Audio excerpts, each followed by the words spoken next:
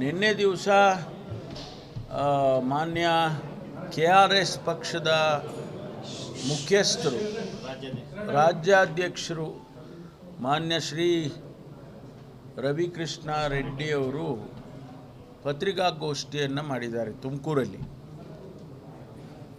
ಅವರಿಗೆ ಪಾಪ ನನಗನ್ಸುತ್ತೆ ಮಾಹಿತಿಯ ಕೊರತೆ, ಅದರಲ್ಲಿ ನಾನು ನೋಡಿದೆ, ಅವರ ಪತ್ರಿಕಾಗೋಷ್ಠಿಯನ್ನು ನೋಡಿದೆ, ಮಾಹಿತಿ ಕೊರತೆ ಬಹಳಷ್ಟು ಇದ್ದಂಗೆ ಕಾಣುತ್ತೆ.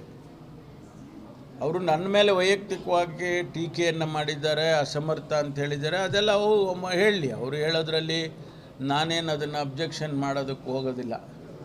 ನನ್ನ ಅಸಮರ್ಥತೆ ಸಮರ್ಥತೆ ಇದೆಲ್ಲ ನಮಗೆ ಜನ ತೀರ್ಮಾನ ಮಾಡ್ತಾರೆ ಅಥವಾ ವ್ಯವಸ್ಥೆ ತೀರ್ಮಾನ ಮಾಡುತ್ತೆ.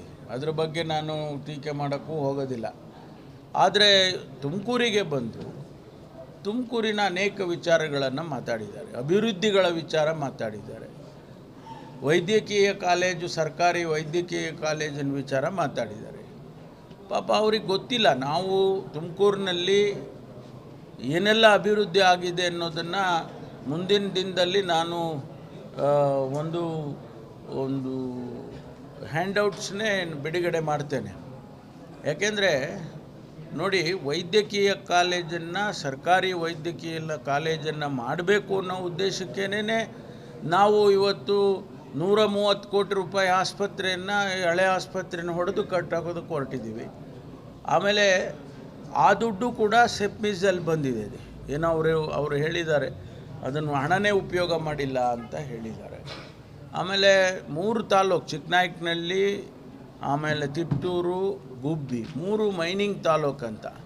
ಆ ಮೈನಿಂಗ್ ತಾಲೂಕಲ್ಲಿ ದುಡ್ಡೇ ಖರ್ಚು ಮಾಡಿಲ್ಲ ಅಂತ 100 ಕೋಟಿ ರೂಪಾಯಿ ಈಗಾಗಲೇ ಅಪ್ರೂವಲ್ ಮಾಡಿ ಆ ಸೆಪ್ಮಿಸ್ ಇದರದ್ದು ಅಧ್ಯಕ್ಷರಿದ್ದಾರಲ್ಲ ಮಾನ್ಯ ಜಸ್ಟಿಸ್ ಸುದರ್ಶನ್ ರೆಡ್ಡಿ ಅವರು ಅಪ್ರೂವ್ ಮಾಡಿ ಕೊಟ್ಟಿದ್ದಾರೆ. ಆ ಕೆಲಸಗಳು ನಡೀತಾ ಇದೆ. ಅದು ಆಯಾಯ ಕ್ಷೇತ್ರದ ಶಾಸಕರೇ ತೀರ್ಮಾನ ಮಾಡಿದ್ದಾರೆ, ನಮ್ಮ ಕ್ಷೇತ್ರಕ್ಕೆ ಏನು ಬೇಕು ಅನ್ನೋದನ್ನು ತೀರ್ಮಾನ ಮಾಡಿದ್ದಾರೆ. ಆ ಗೈಡ್ಲೈನ್ಸ್ ಕೊಟ್ಟಿದ್ದಾರೆ ಅವರು. ಎಜುಕೇಷನ್ಗೆ, ಹೆಲ್ತ್ಗೆ, ರೂರಲ್ ಡೆವಲಪ್ಮೆಂಟ್ಗೆ, ಫಾರೆಸ್ಟ್ಗೆ ಅಂದರೆ ಎನ್ವಿರಾನ್ಮೆಂಟಲ್ ಇದಕ್ಕೆ ಈ ರೀತಿ ಗೈಡ್ಲೈನ್ಸನ್ನು ಕೊಟ್ಟು ಆ ಗೈಡ್ಲೈನ್ಸಿನ ಒಳಗಡೆನೇ ಹಣ ಖರ್ಚು ಮಾಡಬೇಕು ಅಂತ ಹೇಳಿದ್ದಾರೆ. ಅದರಲ್ಲಿ ಮಾಡಿದ್ದಾರೆ. ಆ 3 ತಾಲೂಕು ನಾನು ಅವರಿಗೆ ಪರ್ಸನಲಾಗಿ ಭೇಟಿ ಮಾಡಿ ನೋಡಿ, ಆರೋಗ್ಯದ ದೃಷ್ಟಿಯಿಂದ, ಶಿಕ್ಷಣದ ದೃಷ್ಟಿಯಿಂದ ಜಿಲ್ಲೆನೇ ಒಂದು ಯೂನಿಟ್ ಅಂತ ತೊಗೊಳ್ಳಿ. ಬರೀ 2000 ಕೋಟಿನ ತೊಗೊಂಡೋಗಿ ಬರೀ 3 ತಾಲೂಕಿಗೆ ಖರ್ಚು ಮಾಡಿದರೆ ಆವಾಗ ತಾರತಮ್ಯ ಆಗುತ್ತೆ, ಬೇರೆ ತಾಲೂಕುಗಳಿಗೆ ಡೆವಲಪ್ಮೆಂಟ್ ಆಗೋದಿಲ್ಲ. ಅದಕ್ಕೋಸ್ಕರ ನೀವು 2 ಕ್ಷೇತ್ರ ಅಂತೂ ಎಜುಕೇಷನ್ ಆ್ಯಂಡ್ ಹೆಲ್ತು ನಮಗೆ ಪರ್ಮಿಷನ್ ಕೊಡಿ ಅಂತ ಕೇಳ್ಕೊಂಡಿದ್ದೆ. ಅವರು ಕೊಟ್ಟಿದ್ದಾರೆ. ಈಗ ಆ ಕೆಲಸಗಳು ಪ್ರಾರಂಭ ಆಗಿದ್ದಾವೆ, ಎಲ್ಲ 3 ಕ್ಷೇತ್ರದಲ್ಲೂ ಆಗಿದ್ದಾವೆ. ಈಗ ಜಿಲ್ಲೆ ಒಳಗೂ ಕೂಡ ಪ್ರಾರಂಭ ಆಗುತ್ತೆ. ಪಾಪ ಇವ್ರಿಗೆ ಯಾರೇನು ಹೇಳಿದ್ರೋ ಗೊತ್ತಿಲ್ಲ, ನಾವು ಸರ್ಕಾರಿ ಕಾಲೇಜ್ ಮಾಡೋದಕ್ಕೆ ಅಡ್ಡ 20 ಎಕರೆ ಭೂಮಿ ಆಗ ಹೊಸದಾಗಿ ಏನು ರಿಂಗ್ ರೋಡ್ ಬರುತ್ತೆ ಅಲ್ಲಿ ನಾವು ಈ ಕಾಲೇಜ್ ಮಾಡೋದಕ್ಕೆ ಕೂಡ ಹಾಸ್ಟೆಲ್ಸ್ಗಳು ಮುಂದಿನ ದಿನದಲ್ಲಿ ಮಾಡೋದಕ್ಕೆ ಅನುಕೂಲ ಆಗುತ್ತೆ ಅಂತ ಅಲ್ಲಿ ಜಾಗನ ಗುರುತಿಸಿದ್ದೀವಿ. ಈ ಆಸ್ಪತ್ರೆ ಆದರೆ 450 ಬೆಡ್ಡು ಆಸ್ಪತ್ರೆ ಆಗುತ್ತೆ. ಈಗಾಗಲೇ ಇನ್ನು ನಾವು ಮಹಿಳಾ ಮತ್ತು ಮಕ್ಕಳ ಆಸ್ಪತ್ರೆ, ಕ್ಯಾನ್ಸರ್ ಆಸ್ಪತ್ರೆ, ಟ್ರಾಮಾ ಸೆಂಟರ್ ಇದೆಲ್ಲ ಸೇರಿದರೆ ಅದೊಂದು 300-400 ಬೆಡ್ ಆಗುತ್ತೆ. ಆಗ ನಮಗೆ ಮೆಡಿಕಲ್ ಕಾಲೇಜ್ ಮಾಡೋದಕ್ಕೆ ಸಾಧ್ಯ ಆಗುತ್ತೆ. ಇದು ಪಾಪ ಅವರಿಗೆ ಗೊತ್ತಿಲ್ಲ. ನಾವು ಅವ್ರಿಗೆ ಯಾರಿಗೂ ಹೇಳೋಕ್ಕೆ ಹೋಗಲಿಲ್ಲ ಇದೆಲ್ಲ. ಅದರಿಂದ ಅದು ಒಂದು ಭಾಗ. ಆಮೇಲೆ ಅನವಶ್ಯಕವಾಗಿ ಅಧಿಕಾರಿಗಳ ಮೇಲೆ ಆಪಾದನೆ ಮಾಡೋದನ್ನು ನಾನು ಟೀಕೆ ಮಾಡೋಕ್ಕೆ ಹೋಗಲ್ಲ. ಅವರಿಗೆ ರೈಟ್ಸ್ ಇದೆ, ಮಾಡಲಿ.